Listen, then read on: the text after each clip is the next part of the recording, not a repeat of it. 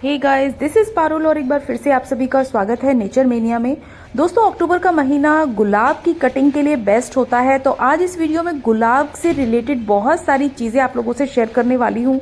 किस तरीके से कटिंग्स को लगाऊंगी और कटिंग्स भी इस टाइम पर बहुत अच्छे से चल जाती हैं, तो इस टाइम पर आपको कटिंग जरूर लगानी है और अपने पुराने प्लांट को कट जरूर करना है। मैंने मरते हुए गुलाब को कैसे बचाना है इसकी एक डिटेल वीडियो डाली हुई है, अगर आप देखना चाहते हैं तो जाकर देख सकते हैं। और ये वही वाला प्लांट है जो कि मेरा मरने की कगार पर पहुंच गया था, लेकिन मैंने इसको बहुत अच्छे से चला भी दिया था। और देखिए, इसमें से रोज भी निकले हैं। वाइट और पिंक कलर के रोजेज, इसमें दो तरह के रोजेज निकलते हैं जो कि इसने खुद ही डेवलप किए हैं। तो प्लांट इस तरीके से खुद भी डेवलप कर लेता है उसमें। तो ये देखिए, मैंने इसकी कटिंग कर दी है अच्छे से, लेकिन कुछ पत्ते मैंने इस पर रहने दिए हैं क्योंकि भोजन बनाने का काम जो है वो प्लांट के लिए इसकी लीव्स ही करती हैं, तो इसलिए सारे पत्ते मैंने नहीं कट किए हैं। एक छोटी सी स्टेम को मैंने रख लिया है जो कि ग्रीन स्टेम है, तो ये बहुत ज़्यादा ज़रूरी का काम होता है। अब इसका सबसे पहला जो काम है वो क्या करना है ये बता देती हूँ। सबसे पहले आप ऊपर ऊपर की मिट्टी को जो है हटा लीजिए। जितनी ज़्यादा से ज़्यादा मिट्टी आप हटा लेंगे उतना ही आपका जो प्लांट है वो नया हो जाएगा, उसकी मिट्टी भी नई हो जाएगी। तो हमें इसको देने हैं ढेर सारे न्यूट्रिएंट्स इस टाइम पर, क्योंकि फ्लावरिंग भी बहुत अच्छी होती है। कटिंग करना इसलिए ज़रूरी होता है क्योंकि छोटे छोटे फ्लावर्स आते रहते हैं अगर हम कटिंग नहीं करते हैं तो। बड़े फ्लावर्स अगर आपको चाहिए पूरी सर्दियों, तो आपको इस टाइम पर, हालांकि अभी भी लेट है, आपको अक्टूबर के फर्स्ट वीक में ही इसकी कटिंग कर देनी चाहिए, लेकिन मैं भी थोड़ा सा लेट हो गई हूँ, तो मैं जितना ज़्यादा से ज़्यादा मिट्टी इसमें से निकाल सकती हूँ उतनी निकाल लूँगी। हालांकि इसकी मिट्टी बहुत ही अच्छी सी मैंने तैयार की हुई है, और जब मैंने इस प्लांट को फिर से ज़िंदा किया था तो उस तरह की ही मिट्टी मैंने इसके अंदर डाली थी। तो इधर देखिए, मैंने उसके लिए कौन सी मिट्टी प्रिपेयर की है, कौन सा खाद है ये मैं बता देती हूँ आपको। ये मेरी किचन की कंपोस्ट के साथ साथ मैंने इसमें एप्सम सॉल्ट की, जो मैंने खुद घर पे ही बनाया था ऑर्गेनिक, तो वो मैंने मिक्स किया है, जो कि नींबू के छिलकों से बनाया गया था। और इसकी अलग से एक डिटेल वीडियो डाली हुई है, एप्सम सॉल्ट आप घर में कैसे बना सकते हैं। ये देखिए, बिल्कुल चाय की पत्ती जैसा लग रहा है सूखने के बाद। तो इसको मैंने पूरा का पूरा, जो ये 5-6 इंच का मेरा गमला है, ये पूरा भर के डाल दिया है गाइस। और इसमें मैंने राख भी मिक्स की है, जिससे कि इसमें किसी तरह के भी फंगल का खतरा नहीं होगा। वैसे इस टाइम पर कुछ भी इस तरह का खतरा नहीं होता है, लेकिन फिर भी मैंने उसमें डाल दिया है। और इसमें मैंने सरसों की खली भी मिक्स की है, क्योंकि इस टाइम पर हमें अच्छी खासी फ्लावरिंग चाहिए, तो आप इसमें नीम खली और सरसों खली भी मिक्स कर सकते हैं। इस टाइम पर जितनी ज़्यादा सरसों खली सभी प्लांट्स में डालेंगे उतनी ज़्यादा फ्लावरिंग आपके पौधों में होने वाली है।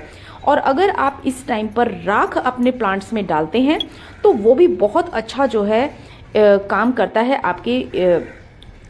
ये देखिए, मैंने कर दिया है। अब इसको बहुत अच्छे से पानी से भर दिया है, क्योंकि हमने खाद डाली है तो खाद का जो है असर नीचे तक जाना चाहिए। पूरा मग भर के पानी डाला है अब मैंने।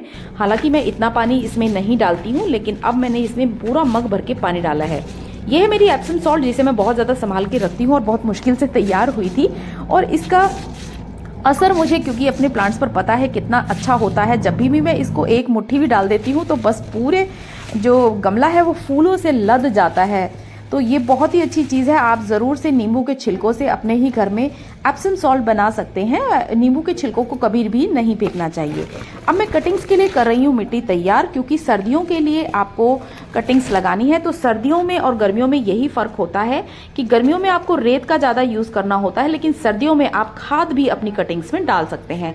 तो मैंने अपनी घर की ऑर्गेनिक जो किचन की कंपोस्ट होती है ना, वही मैंने इसके अंदर मिक्स कर दी है। और जो भी मिट्टी के ढेले वगैरह हों उन सबको अच्छे तरीके से फोड़ लेना है। बहुत अच्छे तरीके से मैंने इसमें डाली है। और ये डाल दी है मैंने अपनी घर की ही बनी हुई एप्सम सॉल्ट, और ये फ्लावरिंग के लिए बहुत बिल्कुल बेस्ट होती है।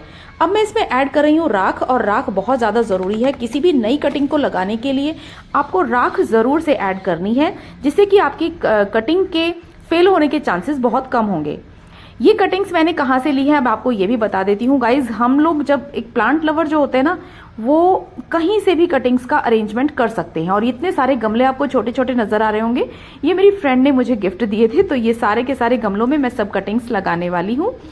इसके लिए मुझे किस किस चीज़ की जरूरत पड़ेगी ये बता देती हूँ। मिट्टी मैंने पहले ही प्रिपेयर कर ली है, एलोवेरा जेल आपको चाहिए, और कटिंग्स को आपको किस तरीके से कट करना है ये भी आपको इसी वीडियो में पता चल जाएगा। तो आपको पतली स्टेम कट नहीं करनी है, बल्कि मोटी से मोटी स्टेम कट करनी है। और ये जो रोजेस की जो कटिंग्स हैं ये मैंने ली हैं रोड साइड पर एक गुलाब बेचने वाले भैया थे जो कि बुके वगैरह बेचते हैं, और उन्होंने बहुत सारी कटिंग्स काट कर साइड में डाली हुई थी। बस उनसे ही मैंने पॉलिथीन के अंदर भरवा ली और उन्होंने भर के दे दी। बस उन्हीं कटिंग को मैं उठाकर ले आई थी 3-4 दिन पहले, और मैंने इसको पानी में भिगोकर रख दिया था। आप अगर इसको डायरेक्ट कॉन्फिडेंस में नहीं है लगाने के लिए, तो आप इसे पानी में प्रोपोगेट कीजिए पहले। 1 महीने के अंदर अंदर इसकी ढेर सारी रूट्स डेवलप हो जाएंगी, और उस टाइम पर जो है आपको इसे मिट्टी में शिफ्ट कर देना है।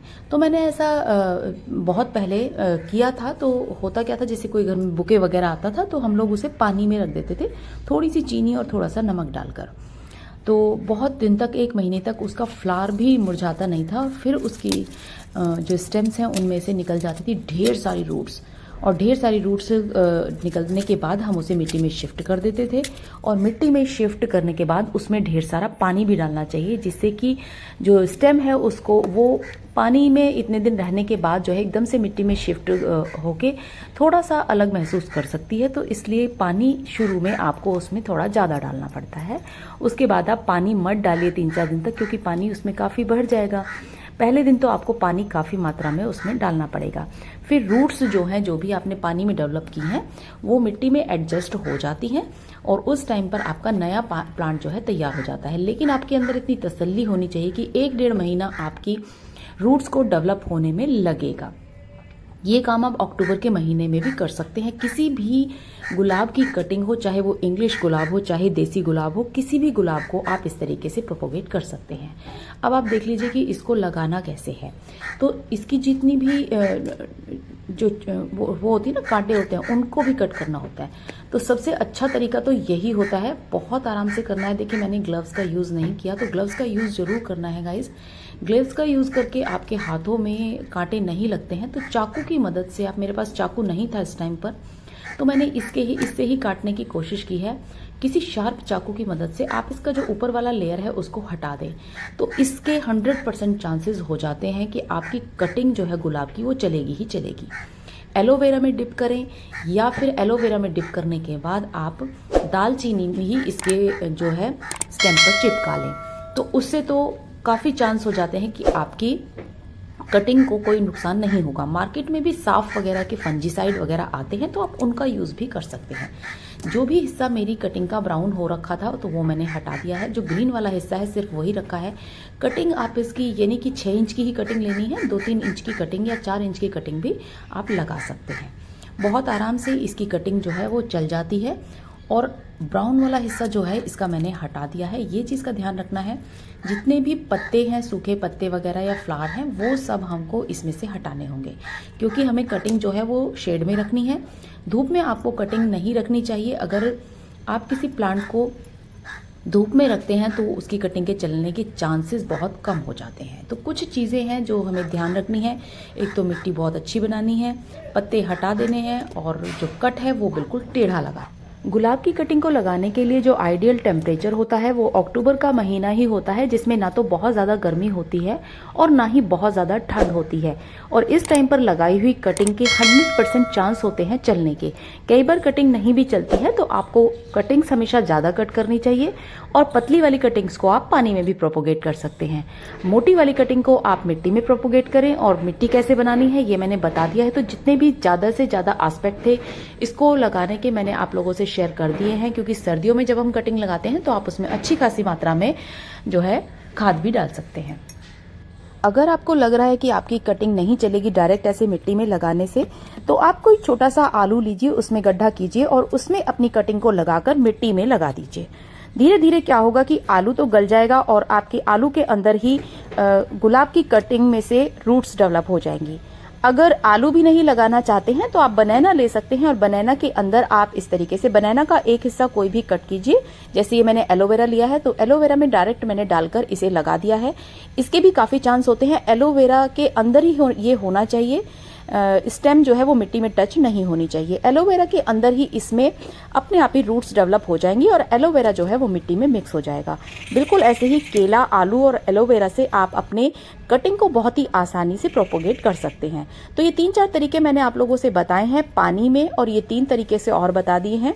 तो ये हर तरीके से आप अपने जो कटिंग्स हैं उन्हें लगा सकते हैं। ये देखिए मेरी सारी कटिंग्स जो हैं छोटे छोटे से कंटेनर्स में तैयार हो गई हैं और जैसे ही इनमें से लीव्स निकलनी स्टार्ट होंगी तो मुझे पता चल जाएगा कि रूट्स डेवलप हो गई हैं, मैं इन्हें बड़े गमले में शिफ्ट कर दूँ।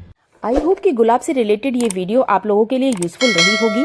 अगर यूजफुल रही है तो लाइक शेयर जरूर कीजिए और अगर चैनल पर नए हैं तो चैनल को सब्सक्राइब जरूर कर लें, जिससे कि आगे आने वाली सभी इन्फॉर्मेटिव वीडियोस की नोटिफिकेशन आप लोगों के पास सबसे पहले पहुंचे। तो मिलते हैं नेक्स्ट वीडियो में, तब तक के लिए take care and bye bye, happy gardening.